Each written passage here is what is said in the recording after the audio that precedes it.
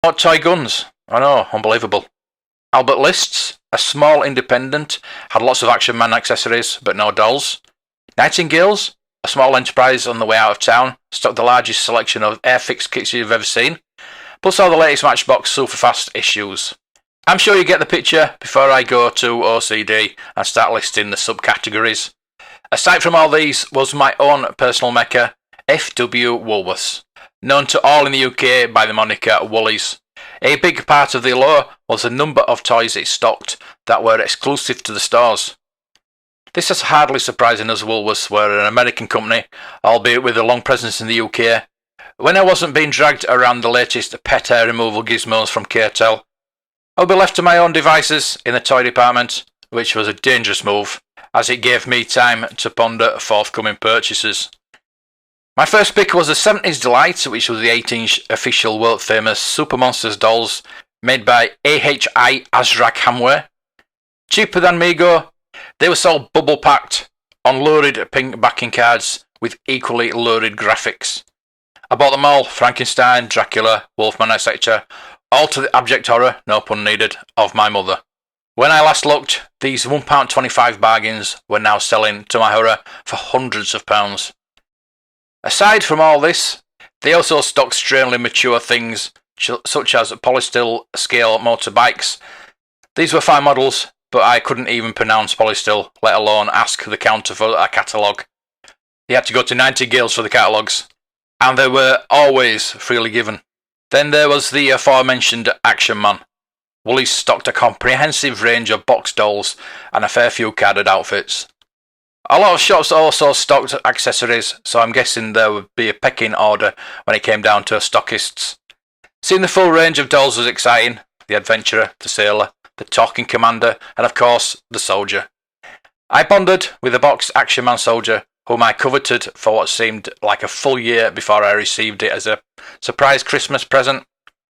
It's also easy to forget that Action Man was never a cheap toy. Like Meccano, quality was always expensive. Woolies Meteor was always its selection of toy firearms. Recently viewed as politically incorrect, toy guns were a rite of passage for many boys, and a few girls. Woolworths stocked all the big names, such as Lone Star, Crescent, Marks, and a few obscure Italian makes. My own personal weapons of choice were the replica Remington army pistol, which are a thing of pure beauty to my young eyes. It looked and felt how I imagined a real frontier pistol to look. No crass nickel plating or Liberace-style rhinestones encrusted grips here. It was satin black with a white hand grip. Even the box eschewed the usual gratuitous dramatic artwork, featuring instead a simple line drawing of the gun inside. I worked my way through 6 of them, as the gun caps I copiously fired off quite literally blew the insides of the gun apart. Having said all this, one of my abiding memories of Woolworths came just after the closure of the Meccano factory in 1979. My father, a child of the 50s, was of course in mourning. It was a sad time. Venturing into the store one rainy afternoon, I was faced with wooden pallets packed high with unsold dinky toys, all priced to clear. I remember thinking, who on earth would want a Thunderbirds Lady Penelope Fab 1 for 99p? How old-fashioned. So there you go, that's that little toy story.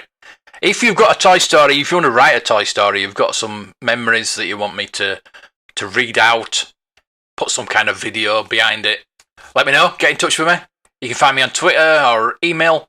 All the links are on my YouTube banner.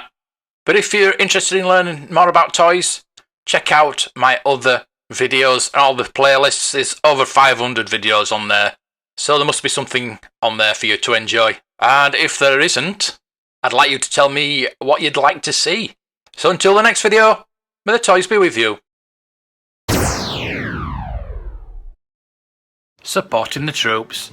Hasbro's revamped G.I. Joe line from the 1980s were some of the most popular toys in history. G.I. Joe amounted to $2 billion in sales by the end of the 1980s. It's estimated that 2 out of every 3 American boys owned at least one G.I. Joe action figure.